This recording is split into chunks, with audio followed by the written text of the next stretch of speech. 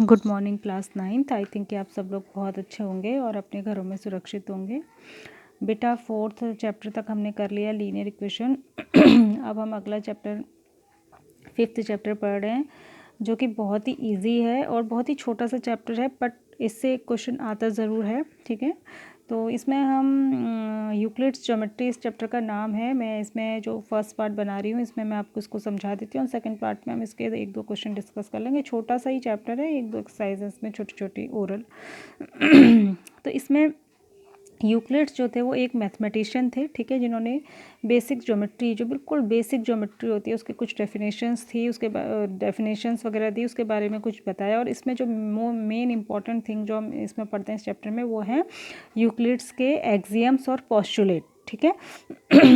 अब एक्सियम्स और पोस्टुलेट कहते किसे हैं, तो इसके लिए कॉमन डेफिनेशन है कि एक्सियम और पोस्टुलेट ऐसे स्टेटमेंट्स हैं। ठीक है, स्टेटमेंट्स माने ऐसी कही हुई बातें हैं, ऐसी सर्टेन प्रॉपर्टीज़ हैं which are obvious universal truth, जो कि यूनिवर्सल ट्रुथ है, मतलब पूरे ब्रह्मांड में वो ट्रुथ है, वो बात सत्य है, and need not to be prove, और उनको प्रूव करने की ज़रूरत नहीं है। ठीक है, ऐसे यूनिवर्सल ट्रुथ जिनको प्रूव करने की ज़रूरत नहीं है उनको मैथ्स की लैंग्वेज में एक्सियम्स और पोस्टुलेट कहते हैं। ठीक है, जैसे कि फॉर एग्जांपल अगर मैथ्स की बात ना करूँ, जनरल बात करूँ, तो जैसे सूरज पूरब में निकलता है, ठीक है, sun rises in the east, तो ये भी एक यूनिवर्सल ट्रूथ है, इस बात को प्रूव करने की ज़रूरत नहीं है। तो मैथ्स में कुछ ऐसी ही बातें यूक्लिड्स ने कही जिनको एक्सियम्स और पोस्टुलेट कहते हैं। अब इनको एक्सियम्स और पोस्टुलेट दो अलग अलग नाम क्यों दिए? पोस्टुलेट वो हैं जो सिर्फ स्पेसिफिकली ज्योमेट्री से ही रिलेटेड जो स्टेटमेंट यूक्लिड ने दिए, जिनका किसी दूसरे सब्जेक्ट से मतलब नहीं, जो ज्योमेट्री से रिलेटेड है, उनको तो कहते हैं पोस्टुलेट। ठीक है, कभी कभी ये आ जाता है what is the difference between the postulate and axioms. ठीक है, और एक्सियम्स वो हैं जो सभी जगह अप्लाई होते हैं, for all the subjects, for all the areas. ठीक है, ये स्पेसिफिक जो हैं ये ज्योमेट्री से रिलेटेड नहीं है, तो इनको तो कहा एक्सियम है, दोनों एक ही चीज़, लेकिन जो स्पेसिफिकली ज्योमेट्री से रिलेटेड है वो पोस्टुलेट कहलाए, और जो सभी जगह पे अप्लाई होते हैं वो एक्सियम्स कहलाए। ठीक है, अब मैं कुछ एक्सियम्स जो यूक्लिड के हैं, ये किसी ऑर्डर में तो नहीं दिए हैं, लेकिन यूक्लिड ने कुछ बताए यहाँ पे आपकी बुक में दिए, उनको डिस्कस कर रही हूँ, इससे आप बहुत अच्छे से समझ जाएंगे।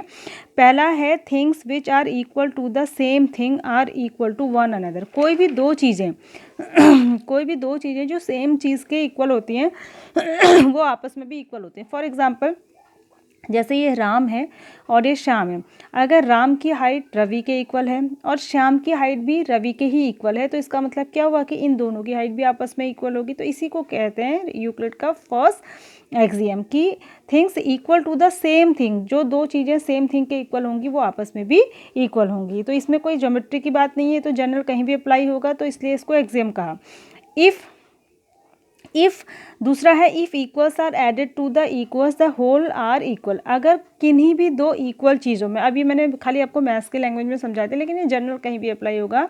अगर कोई दो चीज़ें इक्वल हैं, जैसे 3 दोनों इक्वल हैं और उनमें इक्वल ही चीज़ ऐड कर दें, जैसे दो इक्वल ऐड कर दिया, तो जो आएगा रिजल्ट वो भी इक्वल ही होगा। तो इसका मतलब if equals are added to equals the whole will be equal, तो जो आंसर आएगा वो भी इक्वल ही होगा। इसी का दूसरा इसका अपोजिट है if equals are subtracted from equal.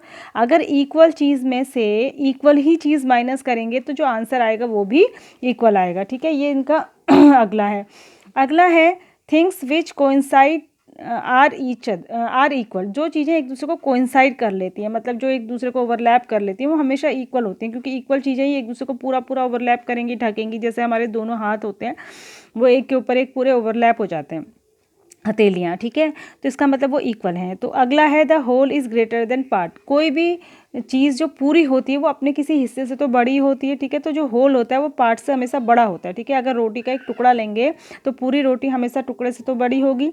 उसके बाद है things which are double of the same thing. अगर कोई दो चीज़ें सेम चीज़ की ही डबल हैं, ठीक है, अगर कोई दो चीज़ें सेम चीज़ की ही डबल हैं तो भी वो आपस में इक्वल होंगी, और अगर कोई दो चीज़ें सेम चीज़ की ही हाफ है तो तभी भी वो आपस में इक्वल होंगी। तो ये थी कुछ ये थे यूक्लिड्स के एक्सियम्स। ठीक है, एक्सियम्स मैंने आपको बता दिया, वो होते हैं जो सभी जगह अप्लाई होते हैं, और पोस्टुलेट वो होते हैं जो सिर्फ ज्योमेट्री के लिए ही उन्होंने कहे। उसके बाद उन्होंने कुछ चीज़ों की डेफिनेशन भी दी, आपकी बुक में सब है, आप उसमें से पढ़िएगा। मैंने कुछ 2-4 यहाँ पर लिखी है, इससे और 2-4 और थी, सब मैंने नहीं लिखी है। कुछ चीज़ों की उन्होंने डेफिनेशन भी दी है। जैसे अगर आपसे कोई कहे पॉइंट की डेफिनेशन बताओ, पॉइंट किसको कहते हैं, तो आप क्या बताएंगे, तो उन चीज़ों की, कुछ बेसिक चीज़ों की इन्होंने डेफिनेशन दी है, ठीक है। जैसे इन्होंने कहा कि पहला है, a point is that which has no part. Point वो है जिसका कि कोई पार्ट नहीं होता, ठीक है, जिसका कि कोई हिस्सा नहीं होता। A line is breathless length. Line वो है जिसमें कि कोई चौड़ाई नहीं होती है, एक ऐसी लंबाई जिसकी कोई चौड़ाई नहीं है, वो क्या कहलाती है, लाइन, ठीक है। तो line is breathless length. Line वो लंबाई है जिसकी की कोई चौड़ाई नहीं है। उसके बाद अगला है, the end point of a line are points.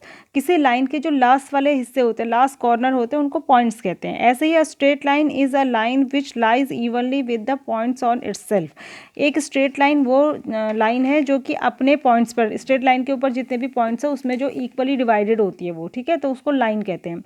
उसके बाद जो मोस्ट इंपॉर्टेंट थिंग्स है, देखो एग्जाम्स तो इंपॉर्टेंट है ही, चलो कभी पूछ लिया जाए, पर एग्जाम्स उतने पूछे नहीं जाते। मेनली जो पूछे जाते हैं, क्योंकि एग्जाम्स मेनली मैथ्स या ज्योमेट्री से रिलेटेड नहीं है, तो वो उतने नहीं पूछे जाते। लेकिन जो पोस्टुलेट है, यूक्लिड के 5 पोस्टुलेट आपकी बुक में दिए हुए हैं, ये बहुत ही इंपॉर्टेंट है। इनको ये सीक्वेंस में ही दिए हुए हैं और इनको सीक्वेंस में ही पूछा जाता है। मतलब ऐसे पूछ लिया जाता है, यूक्लिड का फर्स्ट पोस्टुलेट बताओ, सेकंड बताओ। इसमें से 5 वाला मोस्ट इंपॉर्टेंट है, बाकी तो ईजी है, वो आप एकदम याद कर लेंगे। 5 वाला थोड़ा सा समझने वाला, मैं आपको समझाती हूँ। पहला है अ स्ट्रेट लाइन। देखो ये ज्योमेट्री से रिलेटेड आ गया, ठीक है। अ straight line may be drawn from any one point two another, ठीक है। इसने क्या कहा है कि अगर हमारे पास कोई एक पॉइंट है और अगर और एक और दूसरा पॉइंट है, तो एक पॉइंट से दूसरे पॉइंट तक सिर्फ ओनली एक ही स्ट्रेट लाइन ड्रॉ की जा सकती है। एक पॉइंट से दूसरे पॉइंट के बीच में सिर्फ एक ही स्ट्रेट लाइन ड्रॉ की जा सकती है। ये इनका फर्स्ट पोस्टुलेट है। ये नाम से पूछा जाता है कि write and explain Euclid's first postulate. उसके बाद दूसरा, a terminated line can be produce infinitely. अगर आपके पास एक लाइन है जिसको आप ड्रॉ कर चुके हैं, मतलब आप इसको ख़त्म कर चुके हैं, तो उस लाइन को कहीं तक भी बढ़ाया जा सकता है, इनफाइनाइट तक, ठीक है। तो यहाँ से भी और इधर को भी आप कहीं तक भी बढ़ा सकते हैं इस लाइन को। तो अ टर्मिनेटेड लाइन मतलब जिसको हम खत्म कर चुके हैं, उसको बाद में भी कहीं तक भी एक्सटेंड किया जा सकता है। ये यूक्लिड का सेकंड पोस्टुलेट है। थर्ड है, a circle can be drawn with any centre and any radius. बहुत ही ईजी है कि आप किसी भी सेंटर का और किसी भी रेडियस का कोई भी सर्कल खींच सकते हैं। इनको प्रूव करने की ज़रूरत नहीं होती, ठीक है, ये यूनिवर्सल ट्रूथ है। अगला है, all right angles are equal to one another. और सारे राइट एंगल्स जो होते हैं, आपको पता है 90 डिग्री के एंगल को राइट एंगल कहते हैं। तो जितने भी राइट एंगल्स होते हैं वो आपस में इक्वल होते हैं, क्योंकि सब 90 डिग्री के ही होते हैं, तो सब इक्वल होंगे। अब आया फिफ्थ पोस्टुलेट, जो बहुत मोस्ट इंपॉर्टेंट है, ध्यान से सुनिएगा, मैं इसको एक्सप्लेन भी कर रही हूँ। ये कह रहा है, if a straight line falling on 2 straight lines, ठीक है, अगर कोई 2 स्ट्रेट लाइन है ये, और इस पर कोई तीसरी स्ट्रेट लाइन फॉल हो रही है, गिर रही है, makes the interior angles on the same side of it taken together less than the 2 right angle. और इसके अगर किसी भी एक साइड 2 ऐसे, ये जो इधर वाले एंगल होते हैं इनको इंटीरियर एंगल कहते हैं और इधर वालों को भी इंटीरियर एंगल कहते हैं, ठीक है। लेकिन अगर 2 स्ट्रेट लाइन पे जब कोई तीसरी एक स्ट्रेट लाइन गिर रही है और उसके किसी भी एक साइड ऐसे 2 एंगल्स बन रहे हैं जो 90 से छोटे हैं, जैसे ये भी 90 से छोटे हैं, ये भी 90 से छोटे हैं, और इनका जो सम है वो 2 राइट एंगल माने 180 से कम है। जैसे मान लिया फॉर एग्जांपल, अगर ये 70 डिग्री है और ये 80 डिग्री है, तो इनका सम क्या होगा, 150 होगा, जो कि 2 राइट एंगल्स यानी कि 180 से छोटा होगा। अगर ऐसा हो रहा है, किसी भी एक साइड जो 2 इंटीरियर एंगल है उनका सम 2 राइट एंगल्स यानी 180 से छोटा है, तो उस साइड से जब उन लाइंस को आगे बढ़ाएंगे तो वो कहीं ना कहीं जाकर मिल जाएंगी, ठीक है। तो इसी को कहते हैं यूक्लिड का फिफ्थ पोस्टुलेट, ठीक है।